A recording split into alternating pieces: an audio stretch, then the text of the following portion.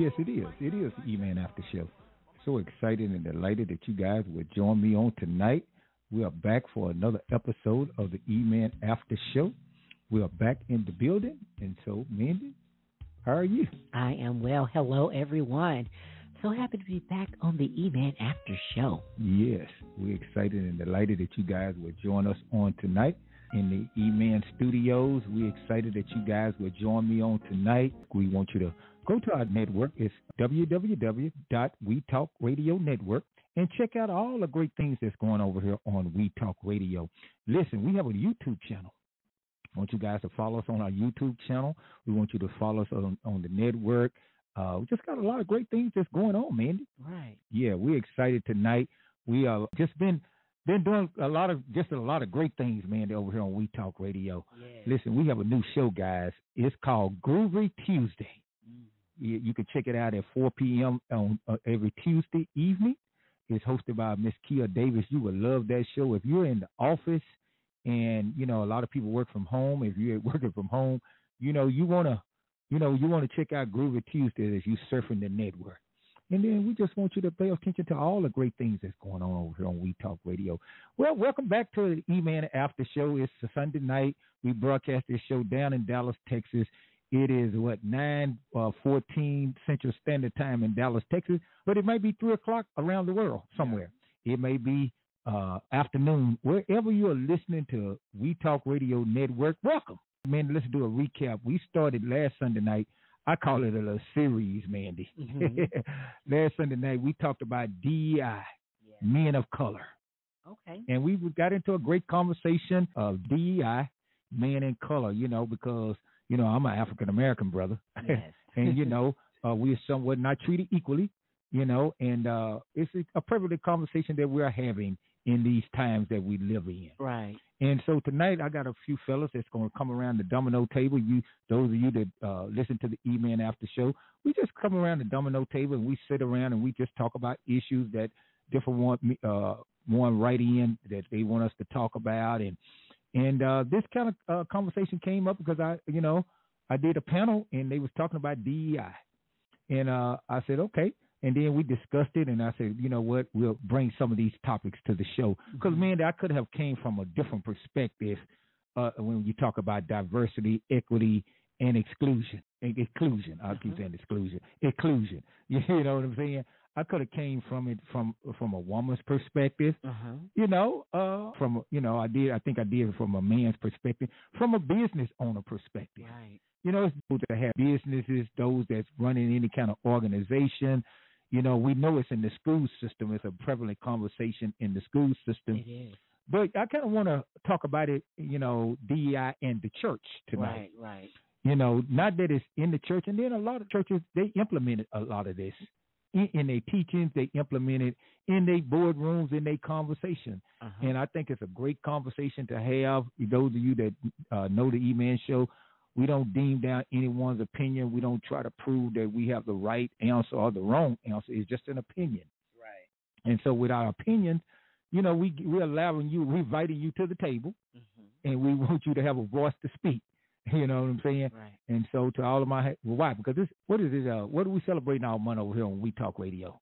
Hispanic Heritage Month, right, Mandy? We are celebrating Hispanic Heritage Month. And so we want all of my Hispanic brothers and all of my Hispanic sisters, those of you that want to call in and join the conversation tonight. If you just want to be a part of the topic tonight, we're just talking about EDI and the church. Do it need to be in the church? Do we need to have these kind of conversations? Because who makes the decisions in the church? Right. And so for somebody that may not understand what we're really talking about, may not even understand why they keep talking about diversity, why they keep talking about equity, why they keep talking about, inclusion. Man, why don't you kind of tell us what they kind of mean to those that's listening on the network tonight? Yeah, so when we're talking about diversity, it can relate to but not limited to race, gender, religion, sexual orientation. It can relate to your social economic status, the language you speak, different disability, religion, and when we talk about equity, we're talking about promoting justice, talking about impartiality and fairness within procedures, organizations, things of that nature. And inclusion, it's inviting everyone, irregardless of what you're diverse in, irregardless of you feel like you fit in or not. We're going to invite you for a seat at the table and include you in the conversation. D.E.I. and the church. Right. Is it needed? Do we need to have kind of conversations, that what goes on in the church? Because we're living in trying times. We are. We're living in difficult times. And because we know Christ, he transcends love. He transcends all color. He does. And so if we're going to worship with each other, being diverse, if it be Hispanic worship, if it be Caucasian worship, if it be African American worship, if we're going to worship with each other, we all need to be included. Right. We need to be included in the praise team. We need to be included in the choir. Right. We need to be included on the usher board. You know what I'm saying? And then who makes the decisions? Yeah. Who makes the decision what you wear in the choir? Right. It'd be some churches recognize, just like we're recognizing over here on the network, we'll celebrate all month long, Hispanic month, right, Mandy? Yeah, Hispanic Heritage Month. All the month long. And so is there a decision in the church saying, you know what, we're going to let our Hispanic brothers lead the praise and worship this Sunday? Right. Somebody got to make that decision. You know what I'm saying? Since we all at the same table, since we all at the same church, we sit on all the pews is equal. You know what I'm saying? Yeah. And so who gets to make those kind of conversations? So what is the moral of the story of D.E.I. is a conversation of awareness. So, Mr. Dwayne, I'll ask you this question tonight. D.E.I. and the church. Not that it's in the church, but do you think we need to have these kind of conversations in the church today? Yes, we definitely need to have this conversation in the church. Yes, sir. And so I would ask you, what does D.E.I., I keep saying D.D.I. I don't know why. Well, I know why, because there's a typo on my paperwork. My assistant's Dwayne. Let me scratch this out and put D.E.I. They got D.D.I. typed up here, and so that's why I keep saying it like that. But it's D.E.I. Dwayne, in your own way, why don't you kind of somewhat tell me what do D.E.I. means to you, and why do you think we need to have it in the church? Why do you think this kind of conversation is prevalent and needed to be had in the church today? Because you have differences of opinion. If you break it down in components, you have diversity, which is differences of, as Sister Mandy said, color, race, gender, a plethora of different ideas that needs to be brought into the church. Equity is what that person can bring to that church. It can be Spanish. It could be a number of different things. And then include everybody at the table, to put everybody at the table. That's, that to me in a nutshell, the simple way to put it. That's the way how I look at it. Yeah, and I definitely agree, because if we to make change, we have to be included. There's a lot of procedures and policies put together, but we're never in the decision making. And so if we're not included in the decision making, who decisions don't work for everybody. And so I think it's important if we're gonna be diverse in the church today. We be, we're all around the table. All the pews are the same. You know what I'm saying? Because you know what's funny, Mr. Dwayne?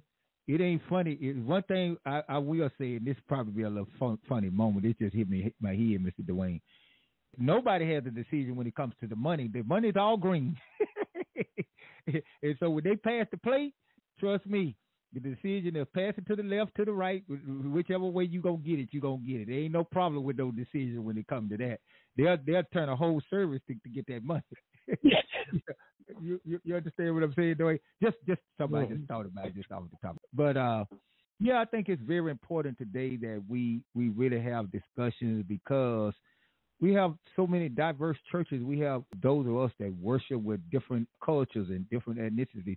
And so if I'm sitting beside a Hispanic brother and not really understand how he worship. You know, we diverse enough to invite him to our church, but who's making the decisions in the boardroom to let them go forth and be on the praise team and celebrate their month?